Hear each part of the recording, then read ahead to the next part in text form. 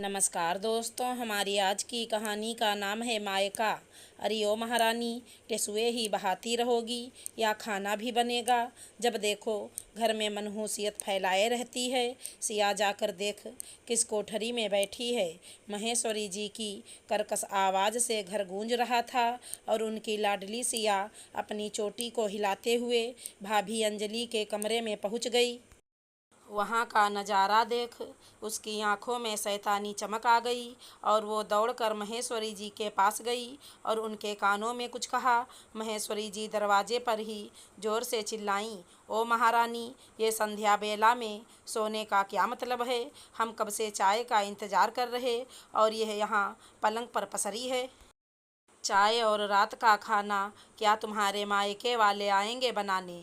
अरे मम्मी, ये क्या कह रही हो? भूल गई भाभी का मायका अब रहा ही कहाँ। इनके पापा शादी से पहले ही नहीं थे और मम्मी भी 2 साल पहले मुक्ति पा गईं और अब इनके भैया भाभी इनकी खोज खबर भी नहीं लेते। सिया ने हंसते हुए कटाक्ष किया।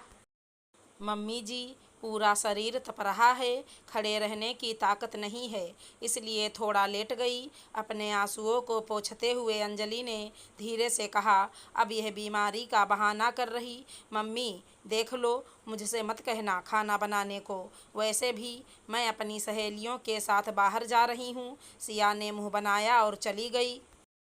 लो जी, अब यहीं रह गया है कि इस उम्र में बीमार बहू की सेवा करो। मेरी तो किस्मत ही खराब थी जो तुझे अपने हीरे जैसे बेटे के लिए चुना। 2 साल हो गए, अभी तक कोई खुशखबरी भी नहीं सुनाई। मोहल्ले में तुम्हारे बाद की आई सभी बहुएं गोद में बच्चा लेकर घूम रहीं और एक ये है, किसके आगे जाएं रोने।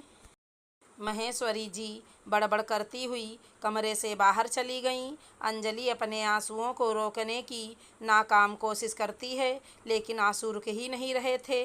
माँ, क्यों तुम चली गई? सभी सच कहते हैं कि मायका माँ से होता है। तुम्हारे जाने के बाद भैया सिर्फ फ़ोन पर ही हाल चाल पूछते हैं, कभी भी यह नहीं कहते कि अंजलि घर आ जा। भाभी ने भी मुंह मोड़ लिया।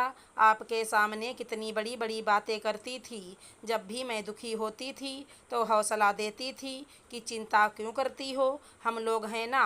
और आज ये क्या, तुम अंधेरे में क्यों लेटी हो? विचारों के तूफान में कब अंधेरा हो गया उसे पता ही नहीं चला। मयंक ने लाइट जलाकर कमरे में उजाला किया, लेकिन उसे देखकर घबरा गया।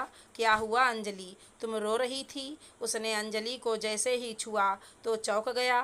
तुम्हें बुखार है और तुमने मुझे फ़ोन पर बताया भी नहीं। और मम्मी और सिया कहाँ हैं? वो महेश्वरी जी और सिया को आवाज़ देने लगता है। यह मयंक का प्यार ही था जो उसे हौसला देता था। सास और ननद की जली कटी बर्दाश्त करने की, दोनों ही मयंक के सामने बहुत ही प्यार बरसाती और ऐसे व्यवहार करती कि अंजलि को कोई परेशानी या तकलीफ़ नहीं देती। आप तो कल आने वाले थे, तो आज कैसे? मयंक को देखकर अंजलि खुश हो गई थी। मीटिंग आज ही ख़त्म हो गई तो चला आया। सरप्राइज़ देना था इसलिए नहीं बताया। तुम्हारी तबीयत ख़राब है। मम्मी और सिया कहाँ हैं? मयंक की बात सुन अंजलि का हौसला टूट गया और वो उसके गले लगकर रोने लगी। उसने मयंक को मम्मी जी और सिया के सभी कारनामे बता दिए। मयंक को विश्वास ही नहीं हो रहा था कि उसकी मम्मी और सिया अंजलि के ऊपर अत्याचार कर रहे। तभी बाहर से महेश्वरी जी के चिल्लाने की आवाज़ आई, अरे ओ महारानी, रात का खाना मिलेगा या भूखे पेट ही सुलाएगी? कहीं इस उम्मीद में तो नहीं बैठी हो कि मायके से भाभी आकर खाना बनाएंगी? मैं कमरे में हूँ, खाना बनाकर बुला लेना और सिया के लिए मत बनाना। मेरी तो किस्मत ही खराब है, न जाने कैसे इस मनहूस से पीछा छूटेगा। महेश्वरी जी की बात सुन अंजलि उठने को हुई तो मयंक ने उसे चुपचाप लेटने को कहा और खुद किचन में जाकर खाना बनाने लगा। लो मम्मी, खाना खा लो। मयंक की आवाज़ पर महेश्वरी जी दंग रह गईं। मयंक खाना लिए उनके सामने खड़ा था। उसे देख वो हड़बड़ा गईं। तू तू कब आया और खाना तू क्यों लाया? अंजलि बहू कहाँ है? बहू मतलब महारानी, वो तो आराम कर रही। खाना मैंने बनाया, आपको पता था कि अंजलि की तबीयत खराब है, आपने उसे दवा की जगह जो कड़वा जहर दिया सुना मैंने।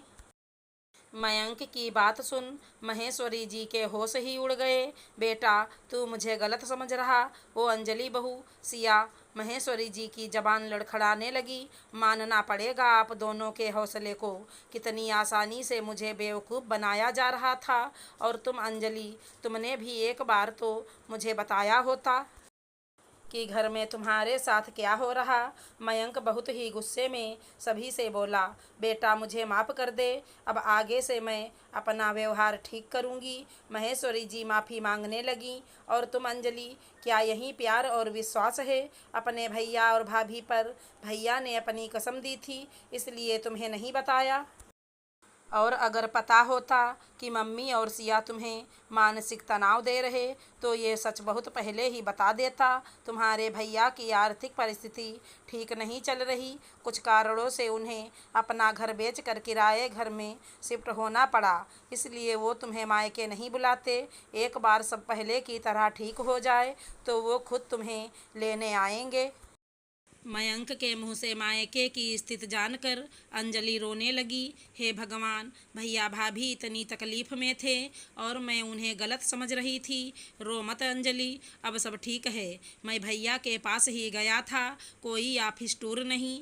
भैया का काम फिर से चलने लगा है और उन्होंने बहुत बड़ा घर भी खरीद लिया है। जल्दी ही दोनों तुम्हें लेने आएंगे। मयंक ने अंजलि को संभालते हुए कहा। अंजलि ने तुरंत भैया को फ़ोन लगा दिया और खूब लड़ी कि उसे पराया कर दिया, अपने दुख को मुझसे छुपा कर क्यों रखा। तब उसके भैया ने बताया कि मयंक ने उन्हें बहुत हौसला दिया। आज अगर वो लोग अपनी परिस्थिति ठीक कर पाए हैं और तुम्हारा मायका आज फिर से भर पाया तो मयंक की वजह से वो लोग कल आ रहे हैं अपनी गुड़िया को विदा कराने, क्योंकि अंजलि का मायका अभी भी है और हमेशा रहेगा। अगर हमारी कहानी पसंद आई हो तो चैनल को लाइक शेयर सब्सक्राइब करें। धन्यवाद दोस्तों।